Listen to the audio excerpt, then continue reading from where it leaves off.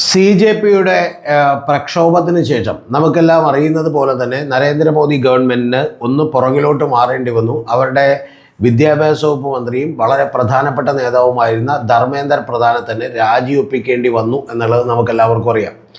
അങ്ങനെ രാജിവെപ്പിക്കേണ്ടി വന്നതിന് ശേഷം യഥാർത്ഥത്തിൽ വലിയൊരു അങ്കലാപ്പിലാണ് സംഘപരിവാർ എന്ന് പറയുന്നത്. അതിൻ്റെ പ്രധാനപ്പെട്ട കാരണം ഒന്ന്, ഇത്തരമൊരു കാര്യത്തിൽ വലിയ തിരിച്ചടി ഉണ്ടായെങ്കിൽ ജൻസികളുടെ പ്രക്ഷോഭം തന്നെ ഇവരെ പിടിച്ചു കുലുക്കിയെങ്കിൽ യഥാർത്ഥത്തിൽ മറ്റൊരു സൈഡിൽ ഇനി താങ്കൾക്ക് ഒരു ഹിന്ദു മതത്തിൻ്റെ ഏകീകരണവുമായിട്ട് മുന്നോട്ട് പോകാൻ കഴിയുമോ എന്ന് പറയുന്ന ഒരു സംശയവും അവരെ പിടികൂടിയിരിക്കുന്നു.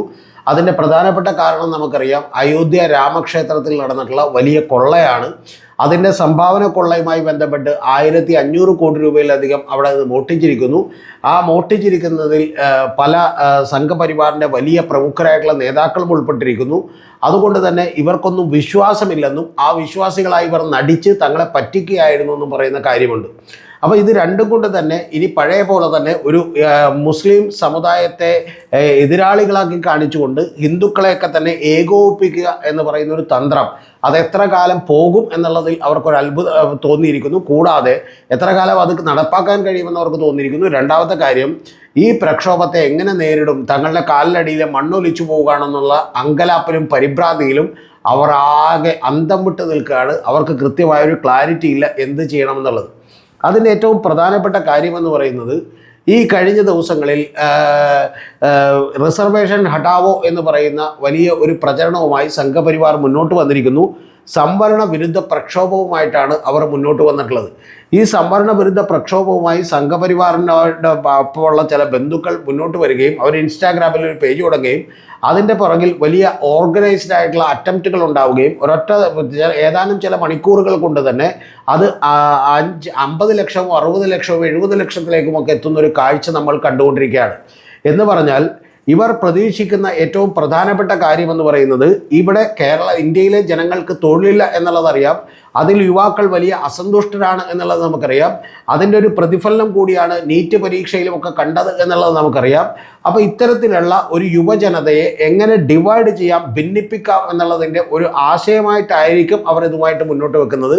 എന്ന് പറഞ്ഞാൽ അതർ ബാക്ക്വേർഡ് കമ്മ്യൂണിറ്റികളും അതുപോലെ ഷെഡ്യൂൾഡ് ട്രൈബൽ, ഷെഡ്യൂൾഡ് കാസ്റ്റ് പോലെയുള്ള കമ്മ്യൂണിറ്റികളും ഒക്കെ തന്നെ നിങ്ങളുടെ ജോലികൾ കൂടി തട്ടിയെടുക്കുകയാണ് എന്ന് പറയുന്ന ഒരു കാര്യം പറഞ്ഞുകൊണ്ട് ഏതാണ്ട് മണ്ഡൽ വിരുദ്ധ പ്രക്ഷോഭം ഉണ്ടായ പോലത്തെ കാലഘട്ടത്തിലേക്ക് വീണ്ടും ഒരു പ്രക്ഷോഭത്തിലേക്ക് നയിക്കാനും ഇപ്പോൾ ഉള്ള യുവജനതയുടെ ശക്തിയെ ഡിവൈഡ് ചെയ്തുകൊണ്ട് അവരെ കുറെ കൂടി അശക്തരാക്കാനും കഴിയുമോ എന്ന് പറയുന്ന ഒരു തന്ത്രമായിരിക്കും ഇതിൻ്റെ പുറകിലുള്ളത് എന്നുള്ളത് ഞാൻ വിചാരിക്കുന്നു. ഒന്നാമത്തെ കാര്യം. പക്ഷേ ഇങ്ങനെ സംഭവിക്കുമ്പോൾ വലിയൊരു പ്രധാനപ്പെട്ട വിഷയവും കൂടിയുണ്ട്. ഞാൻ നേരത്തെ പറഞ്ഞതുപോലെ ഹിന്ദു ഏകീകരണത്തിന് വേണ്ടി ശ്രമിക്കുന്ന BJPക്ക് അത് വലിയ വിലങ്ങുതടിയാവും. കാരണം ഹിന്ദുവിലെ ന്യൂനപക്ഷമായിട്ടുള്ള ഒരു അപ്പർ കാസ്റ്റുകൾ എന്ന് വിളിക്കാവുന്ന കാസ്റ്റുകൾ അവർ യഥാർത്ഥത്തിൽ ഒറ്റപ്പെടുകയും തൊട്ട് താഴേക്കുള്ള OBCയും അതുപോലെ ഷെഡ്യൂൾഡ് കാസ്റ്റ്, ഷെഡ്യൂൾഡ് ട്രൈബ് പോലെയുള്ള ആളുകൾ മുന്നോട്ട് വരികയും ചെയ്യും. യഥാർത്ഥത്തിൽ BJP അതിലൂടെ സെല്ല് ചെയ്യാൻ നോക്കുന്നത് നിങ്ങളുടെ അവസരങ്ങൾ കൂടി സംവരണത്തിൻ്റെ പേര് പറഞ്ഞ് ചില ജാതിമത ശക്തികളൊക്കെ തന്നെ തട്ടിയെടുക്കുകയാണ് എന്ന് പറയുന്ന ഒരു ഡിവൈഡ് ആൻഡ് റൂൾ പോളിസിക്ക് വേണ്ടിയാണ് ശ്രമിക്കുന്നത്. പക്ഷേ ഇത് പരാജയപ്പെടും എന്നുള്ളതാണ് എൻ്റെ ഉറച്ച ബോധ്യം. അതിൻ്റെ ഏറ്റവും പ്രധാനപ്പെട്ട കാര്യം, ഇതിലേക്കൊക്കെ നയിക്കാനുണ്ടായ പ്രധാനപ്പെട്ട കാര്യം കൂടി പറയാം. ഇപ്പോൾ അഭിജിത്ത് ദീപ്കെ ഈ പ്രൊട്ടസ്റ്റിന് വേണ്ടി വരുമ്പോഴൊക്കെ തന്നെയും അതിനുശേഷവും ഒക്കെ തന്നെ അദ്ദേഹം ഉയർത്തിക്കാട്ടിച്ചുകൊണ്ടിരുന്ന ഒരു ഫോട്ടോ എന്ന് പറയുന്നത് ഡോക്ടർ BR അംബേദ്കറുടെയാണ്, ഭീംറാവു അംബേദ്കറുടെയാണ്. അപ്പോൾ അതുകൊണ്ട് തന്നെ ഇവർ ഇത്തരത്തിലുള്ള പല പരീക്ഷണങ്ങളും നടത്തിക്കൊണ്ടിരിക്കുകയാണ്. പക്ഷേ യഥാർത്ഥത്തിൽ ഇരിക്കുന്ന കൊമ്പ് മുറിക്കുന്ന, മലർന്നു കിടന്ന് തുപ്പുന്ന ഒരു പരീക്ഷണമാണ് BJP നടത്തുന്നത് എന്നാണ് എൻ്റെ അഭിപ്രായം. അതിന് ഞാൻ വ്യക്തമായിട്ടുള്ള കാരണങ്ങൾ നിങ്ങളോട് പറയാം.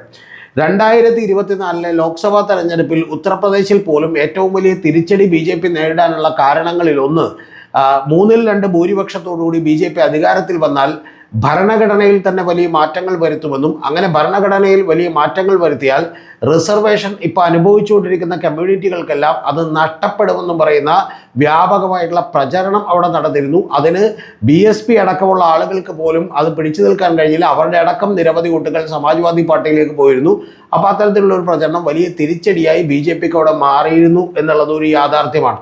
അപ്പോൾ ഇത്തരം കാര്യങ്ങളിലൊക്കെ തന്നെ വലിയ തിരിച്ചടി ഓൾറെഡി ഉണ്ടായിട്ടുള്ളൊരു വിഷയത്തിൽ പോലും കൈ പൊള്ളുമെന്നറിഞ്ഞിട്ട് പോലും എന്തുകൊണ്ടാണ് ഇത് എടുത്തത് എന്ന് ചോദിച്ചാൽ നേരത്തെ പറഞ്ഞതുപോലെ ഒരു യുവജനതയെ സ്പ്ലിറ്റാക്കാൻ കഴിയുമോ എന്നാണ് പരിശോധിക്കുന്നത്. പക്ഷേ യുവജനതയെ അങ്ങനെ എളുപ്പത്തിലൊന്നും ഇനി മണ്ടന്മാരാക്കാനോ സ്പ്ലിറ്റ് ആക്കാനോ ഒന്നും കഴിയില്ല.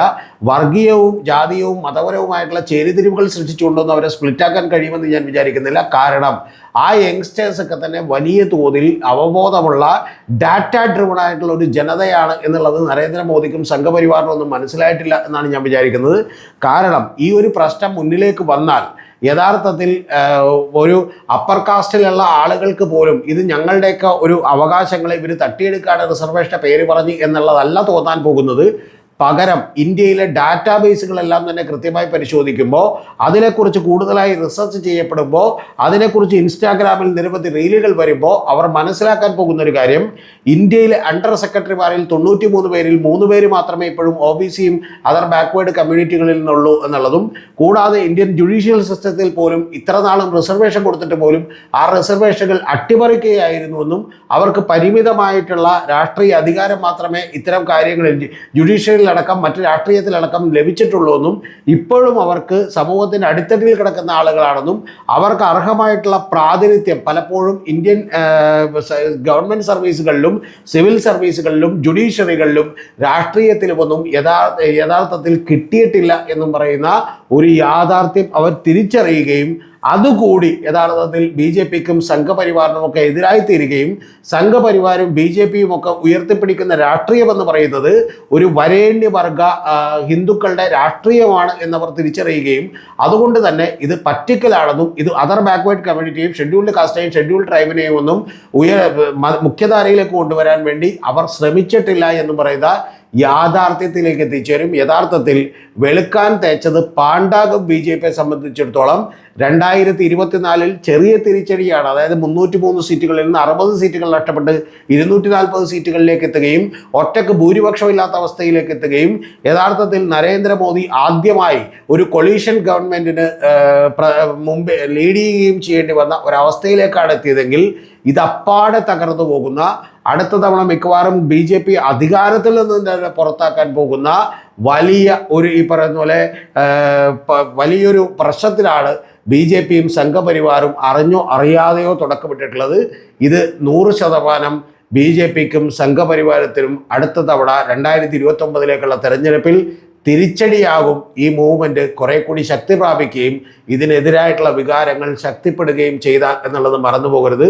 അതുകൊണ്ട് ബ്രിട്ടീഷ് ഗവൺമെൻറ്റൊക്കെ കാലത്ത് ചെയ്തതുപോലെ ഡിവൈഡ് ആൻഡ് റൂൾ പോളിസി ഈ കാര്യത്തിൽ ഫലപ്രദമാവില്ല എന്നുള്ളത് മാത്രമല്ല, നിങ്ങളുടെ കോറായിട്ടുള്ള ഹിന്ദു യൂണിറ്റി എന്ന് പറയുന്ന ഒരു രാഷ്ട്രീയ പദ്ധതികൾക്ക് കൂടി ഇത് തുരങ്കം വെക്കുന്നതാവും എന്നുള്ളത് യാഥാർത്ഥ്യമാണ്. അത് മനസ്സിലാകാത്തവരാണ്, പരിഭ്രാന്തിയിലായി പോയവരാണ്, എന്തെങ്കിലും ചെയ്യണ്ടേ എന്ന് വിചാരിച്ചിട്ടാണ് ഈ പരിപാടിയുമായിട്ട് ഇറങ്ങിയേക്കുന്നത് എന്നുള്ള കാര്യത്തിൽ എനിക്കൊരു സംശയവുമില്ല.